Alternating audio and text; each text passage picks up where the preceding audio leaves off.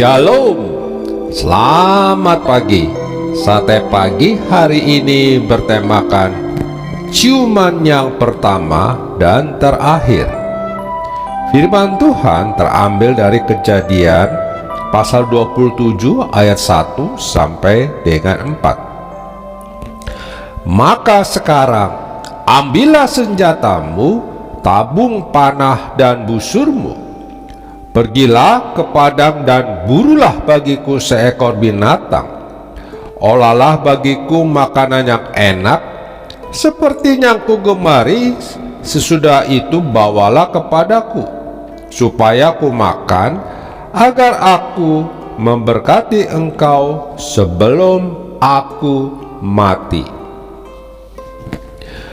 Menyedihkan, itulah inti kisah singkat seorang pemudi Inggris yang bernama Gemma Benjamin. Gemma mendadak tewas setelah mencium pacarnya, padahal itu adalah ciuman pertamanya. Dokter yang menyelidiki kasus kematian Gemma mengatakan bahwa pemudi berumur 18 tahun tersebut terserang SARS, Sudden Arrhythmic Death Syndrome, atau sindrom kematian penyakit jantung mendadak, yaitu karena adanya denyut jantung yang tidak teratur. Penyakit ini sangat asing di telinga kita, namun di Inggris telah merenggut banyak jiwa. Sampai saat ini belum ada ahli kesehatan yang dapat menjelaskan penyebab dari sindrom kematian ini. Daniel, pacar Gemma, mengaku terkejut dengan peristiwa itu. Daniel menyaksikan bahwa Gemma tiba-tiba kejang-kejang dan kemudian terkulai lemas setelah mencium dirinya. Aku menelpon ibunya untuk menanyakan apakah dia memiliki penyakit epilepsi. Ibunya menjawab, "Tidak." Aku panik dan langsung menghubungi rumah sakit terdekat, kata Daniel. Namun saat mobil ambulan tiba, Gemma telah menghembuskan nafas terakhirnya. Kisah Gemma ini mengingatkan kita bahwa jika saatnya tiba, manusia tidak bisa menolak kematian yang menjemputnya. Pengkhotbah berkata, "Tiada seorang pun berkuasa menahan angin, dan tiada seorang pun berkuasa atas hari kematian." Ishak sebagai orang yang bisa dikatakan hidupnya dekat dengan Tuhan pun tidak memahami tentang hari kematiannya.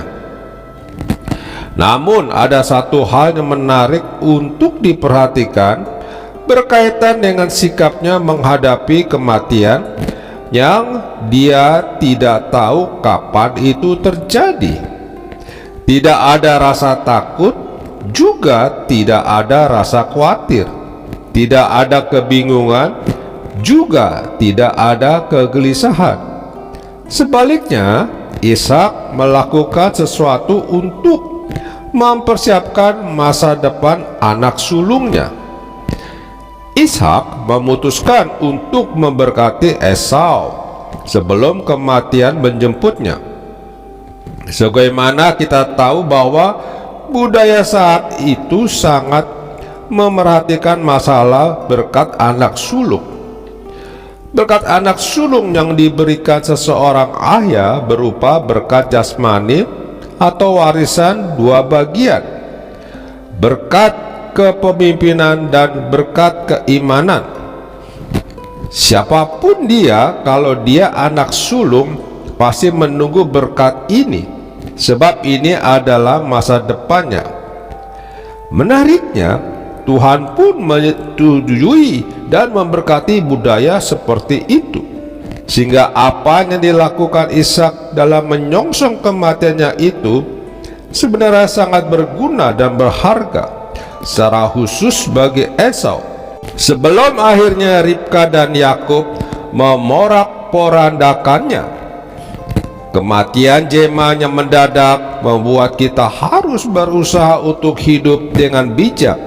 Kita harus senantiasa melakukan sesuatu yang berguna dan berharga, baik bagi diri kita sendiri maupun bagi sesama, terutama bagi keluarga kita.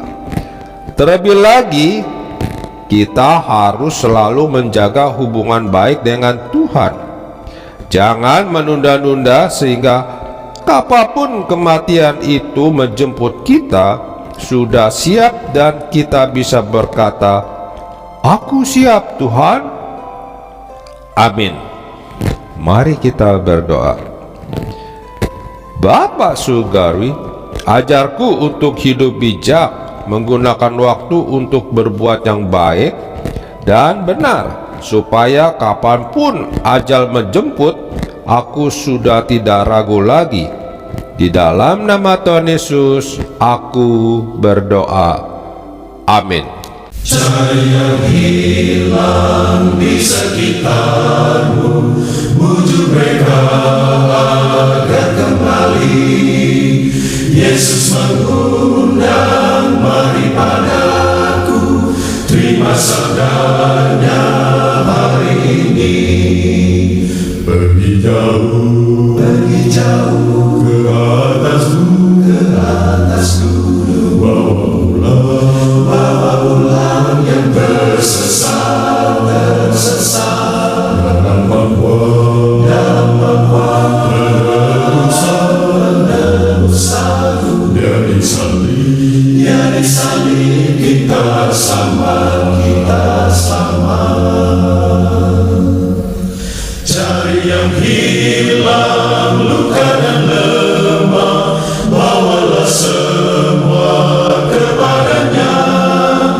Tuntunlah mereka menuju surga, tunjukkan jalan hidup bakal. Ku mau pergi bersaksi baginya, dan ikut Yesus selamanya.